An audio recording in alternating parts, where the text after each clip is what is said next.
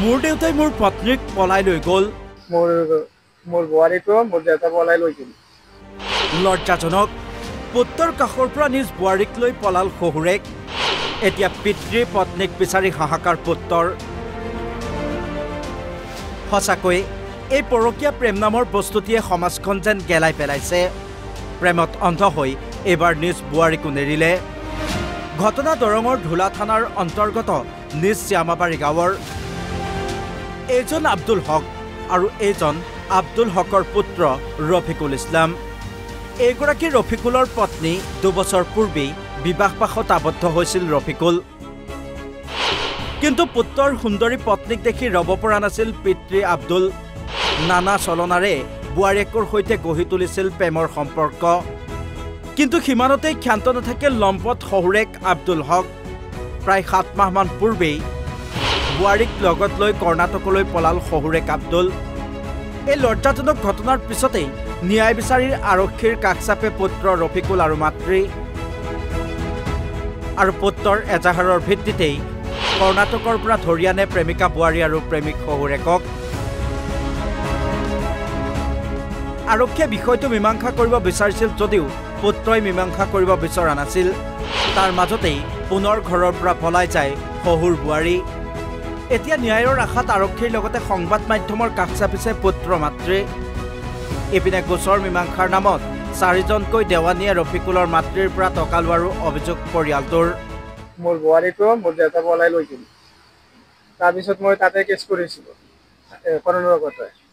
তাৰপিছত ইয়াত আহিলোঁ 3 মাহমান ঘৰত অহাৰ পিছতে ধোলা থানাতো কেছ কৰিছোঁ। ইজাৰি এটা দি কেছ কৰিছোঁ। তাৰপিছত আজি ৰাতি 10টা বজাত ফোন মাৰিছিলে থানাৰ পৰা। ক'লে তই মাইকী ধৰা পৰিছে, তই ইয়াতে ক'লে সিহঁতে যেন ধৰা পৰিছে, সিহঁতে শাস্তি দিব লাগিব। মই আইনা আশ্ৰয় লৈছোঁ, সেইকাৰণে শাস্তিটো দিবই লাগিব। আইনৰ যেনেকৈ শাস্তি হয়। বিয়া 2 বছৰমান হ'ব লাগিছিল। তাৰপিছত ঘৰত থকাৰ পিছত একো হোৱা নাই। এইটো 7 মাহমান হ'লে এনেকুৱা ঘটনা হৈছে। পলাই লৈ যোৱা 7 মাহমান হৈছে।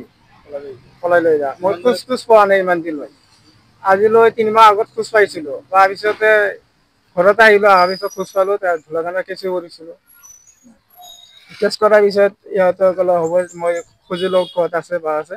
যেতিয়া মই ইহঁতক পাম তোমাক ফোন মাৰিম, তুমি আহিবা। পিছত মই ফোন মাৰিলোঁ, মই আহিলোঁ থানাতে দি ইহঁতে বোলে ধৰি লৈ আহিছে। সেইকাৰণে ধৰি লৈ অহাৰ পিছতে মই থানাত আহিলোঁ। অহাৰ পিছত দিও সেই দুটা নাই। সেই দুটা ক'ত দিছে সেইটো মোৰ লাগে থানাৰ পৰা। তোমাৰ ৱাইফজন ক'ত দেউতাৰ লগত আছে? দেউতাৰ লগত বোলে আছে। তুমি আইনক কি ক'বা? আইনক ক'ম আপোনাৰ যে ফোন মাৰিলা মানুহ দুটা বোলে ধৰি লৈ আহিছা, সেইকাৰণে মানুহ দুটা ক'ত আছে সিহঁতক শাস্তি দিব লাগে। লৈছোঁ সেইকাৰণে আইন লৈছোঁ, শাস্তিটো দিব লাগে। পুলিচক ক'ম মই কইনাটো আপোনালোকে যেন ধৰি লৈ আহিছে, মইতো কইনাটো নলওঁ, মই এইটো শাস্তি দিব লাগে। কেছ কৰিছিলোঁ 3 মাহমান। ঘটনা মানে আমাৰ স্বামী আমাৰ পোলা বউ নিয়ে ভেগে গেছে গা। কিছু ঘৰত ধরা পড়লো। ধরা পড়ার পর আমার ধরে মারপিট করলো। মারপিট করার পরে আমার বেটা বউটা নিয়ে কোনোটা পলাই গেছে। পলাই যাওয়ার পরে ওরা ধরে নিয়ে আসছে। নিয়ে আসি হারে আমার কইলে মিলামিলি করবো, তুই আমার টেহা বেশি দিই। মেয়ে মানুষ আমি বাড়িতে একলা ছিলাম, পোলাটা কামত আছিল। 4-5 জনে এসে জোরা জোর করে আমার থেকে 50,000 টাকা নিয়ে গেছে। 50,000 টাকা নেওয়ার পরও আরো দম দিছে 5 লাখ টাকা লাগে, না হলে আমার মারা ধমকি দিচ্ছে আর কি। লাল বাহাদুরের সাথে আরো কেরা যাইছিল, লাল বাহাদুরের কি ভগত আছে দেওয়ানি। আপনার হাজবেন্ডজন? আমার হাজবেন্ড এটা আমার বেটা বউয়ের সাথেই আছে। ঘরতে আইলে আইনার আশ্রয় নিয়ে মানে আনে মানি নিব না।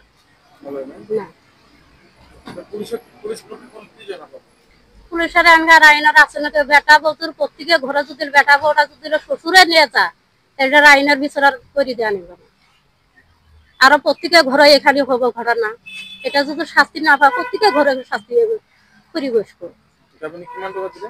50,000 টাকা হ্যাঁ কিয় আনিছিলে মিলামিলি বুলি ই করে দিবা চাইছিল মিলামিলি বুলি মানে মেয়েরা মেয়ের বাপের হাতে দিব আমার স্বামী আমার হাতে দিব এই হিসাবে 50,000 টাকা নিয়ে আবার রাত্রে ফোন করি আমার 5 লাখ টাকা দিছে মারা ধমকি দিচ্ছে তুমি কেস করেছো না আমি কেস করি নাই কেন তাহলে আইনের আছে